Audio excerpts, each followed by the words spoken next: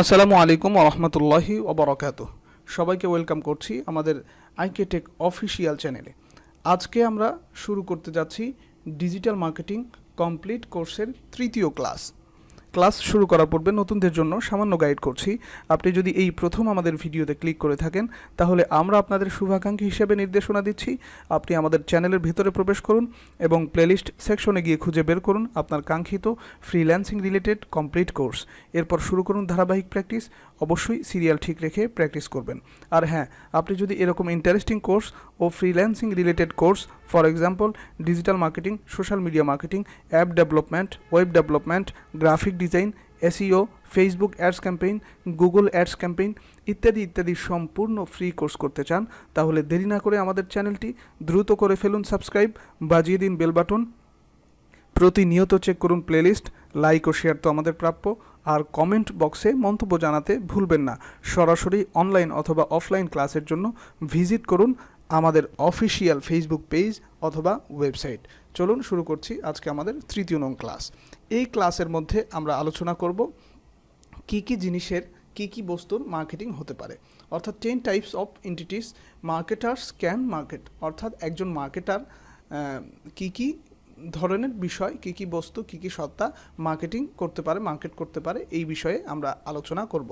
আমরা এখানে 10 টাইপস অর্থাৎ 10 ধরনের বস্তু বিপণনকারীরা মার্কেটাররা মার্কেট করতে পারে সেটা আমরা উল্লেখ করেছি। অর্থাৎ আপনি যখন কোনো ক্লায়েন্টের কাজ করবেন অথবা কোনো কোম্পানিতে মার্কেটার হিসেবে কাজ করবেন অথবা নিজস্ব কোনো ব্র্যান্ড ইউজ করবেন, তখন এগুলো আপনাদের কাজে লাগবে। প্রথম অর্থাৎ আমরা যেটা লিখেছি 10 টাইপস, 10 ধরনের সত্তা, 10 ধরনের বস্তু, এটা মার্কেটাররা মার্কেট করতে পারে।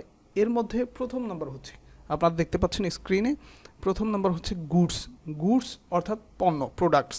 এটা ফিজিক্যাল প্রোডাক্টস, ফুডস হতে পারে, যেমন আমি গত ক্লাসে খাবারের উদাহরণ দিয়েছি, চানাচুর, এরপরে খাবার ছাড়া সাবানের উদাহরণ দিয়েছি, আরও বিভিন্ন উদাহরণ এক্সাম্পল থাকতে পারে। এই গুডস হচ্ছে ফিজিক্যাল প্রোডাক্টস, অর্থাৎ ফুডস হতে পারে, মেশিন হতে পারে, ফ্রিজ হতে পারে, যে কোনো কিছু হতে পারে, কার হতে পারে, এটার ভেতরে এসে যায়। এগুলোর মার্কেটিং বেশি করায়। অর্থাৎ আপনি যখন ফ্রিল্যান্সিং করবেন তখন আপনি ক্লায়েন্টের দেখবেন অধিকাংশ ক্লায়েন্টের বিজনেস রয়েছে, সেই বিজনেসটা ফুড হতে পারে, সেই বিজনেসটা কার হতে পারে, এরপরে বিভিন্ন কোম্পানি হতে পারে, বিভিন্ন প্রোডাক্ট হতে পারে, আর এই সবগুলো এই গুডসের মধ্যে এসে যায়। এগুলো আপনাকে মার্কেটিং করতে হতে পারে সোশ্যাল মিডিয়াতে।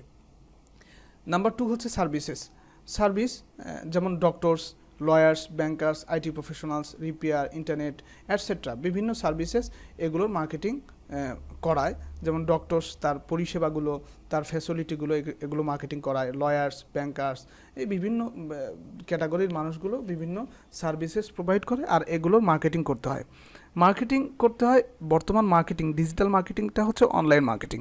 অর্থাৎ আপনাদের মাঝে আরও কনফিউজ থাকতে পারে যে মার্কেটিং আসলে এটা কিভাবে করব, কিভাবে, সামান্য তারপরেও ধারণা দিচ্ছি যে আমাদের বাংলাদেশ এখনও পর্যন্ত অনলাইনে পারফেক্ট হয়ে উঠতে পারেনি, কিন্তু বাহিরের কান্ট্রিগুলো, ইউএসএ, ইউনাইটেড কিংডম, এরপরে কানাডা, উন্নত রাষ্ট্রগুলো, এগুলো সবগুলো প্রায় অনলাইন ভিত্তিক হয়ে গেছে। তারা কোনো কিছু কিনতে চাইলে, তারা কোনো কিছু করতে চাইলে এগুলো অনলাইনে করে, অর্ডার করে, অনলাইনে সেল দেয়।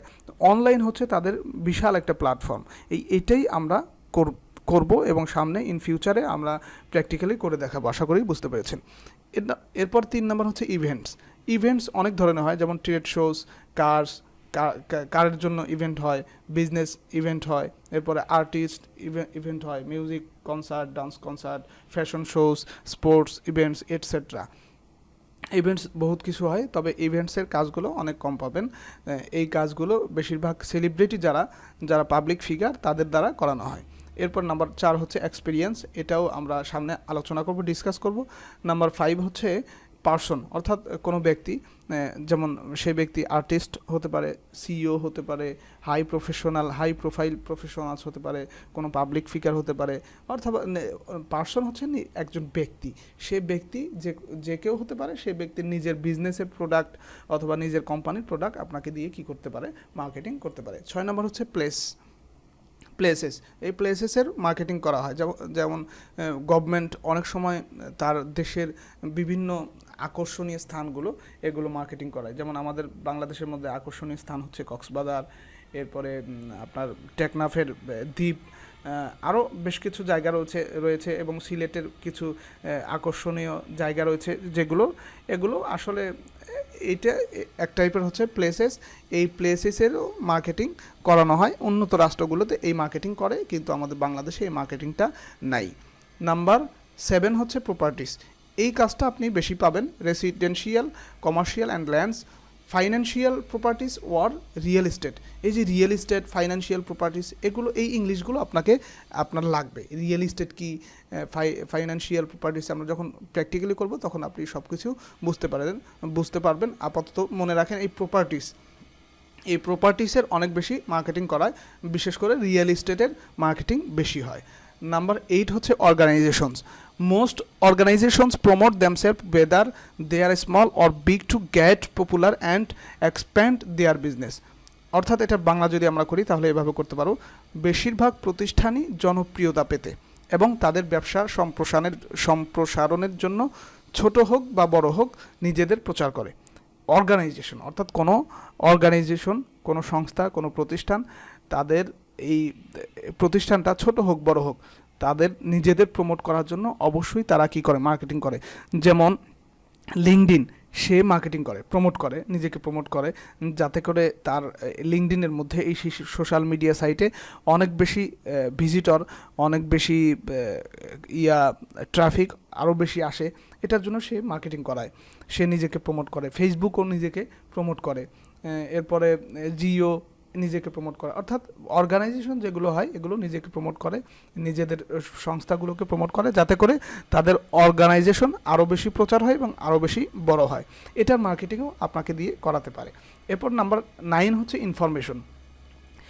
ইনফরমেশনেরও মার্কেটিং হতে পারে। যেমন স্কুল হতে পারে, ইউনিভার্সিটি হতে পারে, এরপরে হসপিটাল হতে পারে। যেমন স্কুলের কী কী ফ্যাসিলিটি আছে, স্কুলের কী কী সার্ভিস রয়েছে। যেমন স্কুলে অনেক কোর্স হয়ে থাকে, অনেক কোচিং হয়ে থাকে। ইউনিভার্সিটিতে অনেক কোচিং হয়ে থাকে, 3 বছর 4 বছর মেয়াদি অনেক কোর্স, অনেক কোচিং সেখানে হয়।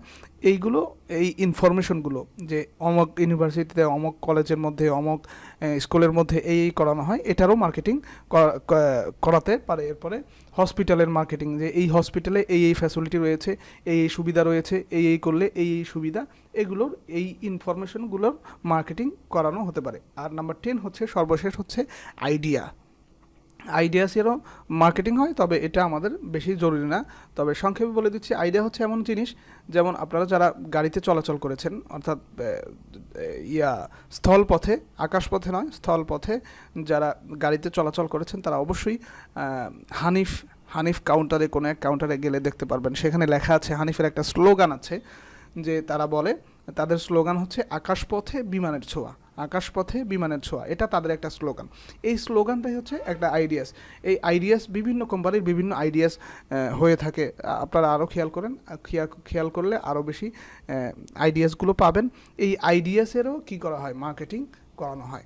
আশা করি আজকের ক্লাসে আপনাদের সবগুলো বিষয় ক্লিয়ার হয়েছে, আপনারা বুঝতে পেরেছেন। 10 types of entities marketers can market, অর্থাৎ 10 ধরনের বস্তু মার্কেটাররা কী করতে পারে, মার্কেটিং করতে পারে। Number 1 goods, number 2 services, number 3 events, number 4 experience, number 5 person, number 6 places, number 7 properties, number 8 organization, number 9 information, number 10 হচ্ছে ideas। আশা করি বুঝতে পেরেছেন। সবার সুস্থতা কামনা করে এবং পরবর্তী ক্লাসের আমন্ত্রণ জানিয়ে আজকে এখানেই শেষ করছি। ওমা তাওফিকি ইল্লা বিল্লাহ।